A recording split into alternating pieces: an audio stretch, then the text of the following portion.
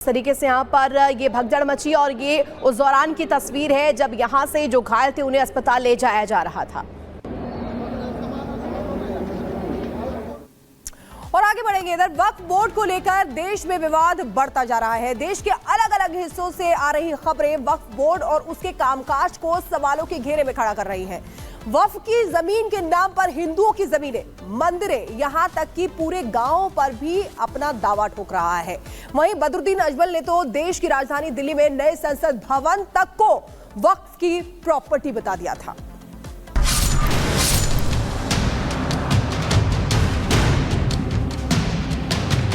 ये 40 एकड़ जमीन को हड़पने का आरोप वक्फ के ऊपर लगा हुआ है।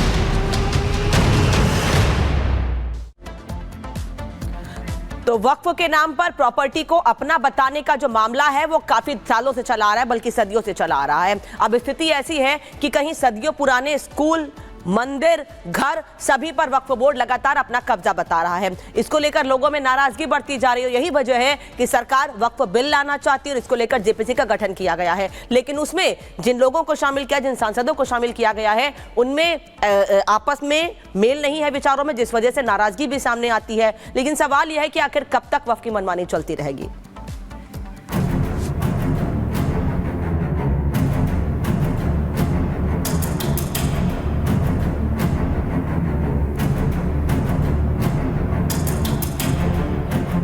देश में वक्फ के नाम पर जबरन जमीनों पर कब्जे की घटनाएं देश में एक राष्ट्रीय समस्या का रूप ले चुकी है। वक्फ कानून के आधार पर उत्तर से लेकर दक्षिण तक लैंड जिहाद की घटनाएं सामने आ रही हैं। वक्फ बोर्ड के अफसर किस तरह से लैंड माफिया की तरह काम कर रहे हैं, हम आपको इसकी 3 तस्वीरें दिखा रहे हैं। पहली घटना जम्मू की है, जहां एक 70 साल से रह रहे लोगों को तत्कालीन जमीन खाली करने का आदेश दे दिया गया है। दूसरी घटना महाराष्ट्र की है, जहां अहमदनगर के कानिफनाथ मंदिर की 40 एकड़ जमीन पर वक्फ बोर्ड ने कब्जा कर लिया। तीसरी घटना कर्नाटक की है, जहां किसानों की 1500 एकड़ की जमीन पर वक्फ बोर्ड ने दावा ठोक दिया है। सबसे पहले इन रुआसे चेहरों को देखिए। इन लोगों पर अपना घर छोड़कर सड़क पर आने का खतरा पैदा हो गया है। इन परिवार के घर पर वक्फ ने दावा ठोक दिया है। मामला जम्मू के वजारत रोड इलाके का है। जम्मू शहर के बीचों बीच दलपतिया मोहल्ले में एक परिवार जो कि 1947 से यहाँ पर रह रहा था, वक्फ की तरफ से अब उन्हें कहा जा रहा है कि इस जगह को खाली किया जाए। अब परिवार जो है, जो कि एक कमरे में रह रहा था, उन्हें इलाका खाली करने का, जगह खाली करने का आदेश जो है वक्फ की तरफ से सुनाया गया है। परिवार जो है वो अब चिंता में है, क्योंकि ये नहीं जानता कि आखिरकार अब इन्हें जाना कहाँ है। ये परिवार आजादी के बाद से ही एक जमीन पर आशियाना बनाकर रह रहे हैं, लेकिन अब वक्फ बोर्ड ने इस परिवार को घर खाली करने का फरमान सुना दिया है। आशियाना छीनने और बेघर होने के डर से इस परिवार की खुशियां छिन गई हैं। पीड़ितों का दावा है कि जमीन पर कब्जा करने की नीयत से वक्फ बोर्ड के कानूनों का इस्तेमाल किया जा रहा है। नहीं, हमको कोई कारण नहीं बताया गया। बस यही कहते हैं, दफ्तर में जाते हैं, परसों हम काम लगाएंगे, हम जेसीबी लाएंगे, खाली करवाना, आपको यहाँ से खाली करके आरएसपुरा भेजेंगे। हमने बोला आरएसपुरा में हमारा कोई गुजारा नहीं है, हमने वहाँ पे रहना नहीं है, हमारा यही पे जन्म परम हुआ, हमारा फ्यूचर यहाँ पे है, स्कूल हमारा यहाँ पे है, तो हमारा खाली करके गाँव जाने का और कोई गुजारा नहीं है। बोलते हैं हमें आपको जगह दे देंगे, आरएसपुरा कमरा डाल देंगे, कुछ कर देंगे, पर हम यहाँ ही रहते हैं। 47 से हमारा गुजारा नहीं चलेगा। गाँव में, शहर छोड़ के गाँव में कैसे काम करेंगे? हमें रडी छापा लगाते हैं, रडी छापा लगा के पापा दिहाड़ी का काम करते हैं, हम कहाँ पे मकान बनाएंगे? सबसे ज्यादा हैरान करने वाली घटना महाराष्ट्र से सामने आई है। यहाँ एक मंदिर की जमीन को वक्फ बोर्ड ने अपना बता दिया है। मामला अहमदनगर जिले का है, जहाँ प्राचीन मंदिर कानिफनाथ पर ही वक्फ ने दावा ठोक दिया और इस मंदिर को भी दरगाह बता दिया। नाथ संप्रदाय से जुड़ा हुआ ये एक विशेष मंदिर कानिफनाथ मंदिर जो है ये बनाया गया है और इसकी स्थापना जो है सन 1200 ईस्वी में हुई थी। और अब मामला जो सामने आया है वो काफ़ी सनसनीखेज है। आपको बता दें कि इसी मंदिर के 40 एकड़ ज़मीन को हड़पने का आरोप जो है वो वक्फ के ऊपर लगा हुआ है और इसी मंदिर को जो है बताया जा रहा है कि इस मंदिर को क्षति पहुंचाने की भी कोशिश की गई। बताया जा रहा है कि इस मंदिर को मस्जिद बनाने की भी कोशिश की गई। दरअसल अहमदनगर में 40 एकड़ की जमीन पर यह मंदिर बना हुआ है, जिसे वक्फ बोर्ड अब दरगाह की जमीन बता रहा है। मंदिर ट्रस्ट के लोग अब मंदिर की जमीन के लिए कानूनी लड़ाई लड़ रहे हैं। ट्रस्ट के पास मंदिर से जुड़े सभी दस्तावेज हैं, लेकिन वक्फ की गिद्ध दृष्टि इस पर पड़ते ही इस पर अपना दावा ठोक दिया। अब मामला कोर्ट में चल रहा है। हमारे गांव में 19 लोगों के लिए पाबंदी है मंदिर में पूजा पाठ करने के लिए, और ग्राम पंचायत के सदस्य को भी है। उसमें कोर्ट में अभी वो ऑर्डर पास किया है, तो उसमें वो ट्रिब्यूनल कोर्ट में वो मैटर चल रहा है अभी आगे भी।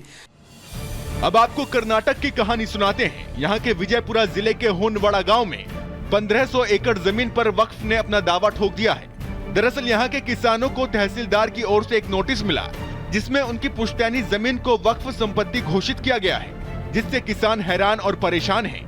पुरखों की जमीन पर वक्फ के दावे और अब जमीन छीनने के डर से किसानों की रातों की नींद उड़ गई है।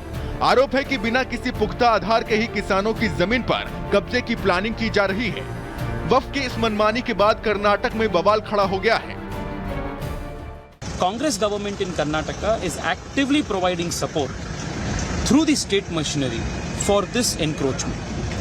They have shown documents where the mutation register has been changed just over the last week upon the instructions of the minister. I have told the DC and all the Tashildars, whatever notices you want to give it, collect the documents from them. I'll personally sit and we have a chart, not even 1 inch of land, 1 millimeter of land, which does not belong to Waqf or which belongs to farmers, genuinely thing will not be acquired by Waqf. They will remain the property of the farmers. दरअसल वक्फ को लेकर ऐसे कानून हैं जो उसे land mafia की तरह से व्यवहार करने की ताकत देते हैं।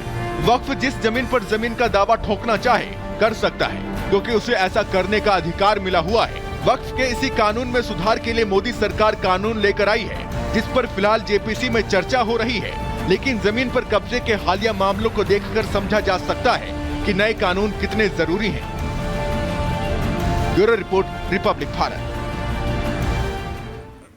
हम लगातार बात कर रहे हैं वक्फ बोर्ड के मिशन कब्जा को लेकर के। जी हाँ, और अब आपको ग्राफिक्स के माध्यम से दिखा देते हैं कि किस तरीके से तमाम दावे यहाँ पर वक्फ बोर्ड करता हुआ नजर आ रहा है। किसानों की पुश्तैनी जमीन पर भी दावा किया गया है। वक्फ या लैंड माफिया किस तरीके से यहाँ पर कहा जा रहा है, ये सवाल लगातार बना हुआ है। केस नंबर 1, कर्नाटक 1500 एकड़ कृषि भूमि को अपना बताया गया है। ये दावा देखिए किस तरीके से जमीन खाली करने का नोटिस तक यहाँ पर जारी कर दिया गया। ये यहाँ पर किस तरीके से वही जम्मू से मामला सामने आया। दूसरा, जहां दशकों से रह रहे परिवारों को यहां पर घर खाली करने को कह दिया गया, आदेश दे दिया गया बाकायदा। और यहां पर देखिए किस तरीके से गुंडाई यहां पर बढ़ती जा रही है। सदियों पुराने मंदिर परिसर का दावा यहां पर किया गया है। महाराष्ट्र की एक खबर है जहां पर यह तीसरा मामला महाराष्ट्र से सामने आया है, और यहां पर भी वक्फ जो है वो दावा कर रहा है। मंदिर की 40 एकड़ जमीन को लेकर के ये दरअसल वक्फ की तरफ से दावा किया गया।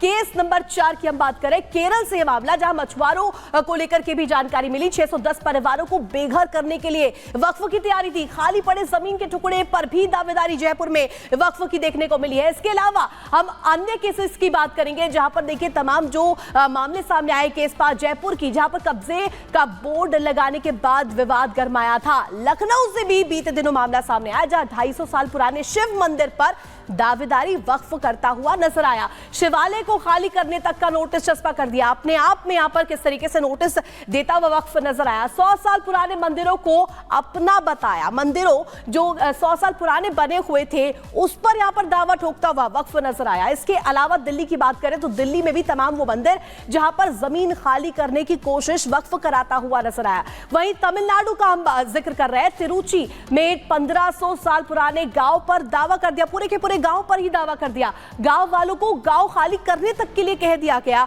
और लोगों को बेघर करने की कोशिश यहां पर वक्फ की तरफ से की गई। सीधा अनामिका का रुख करते हैं आगे की खबरों के लिए।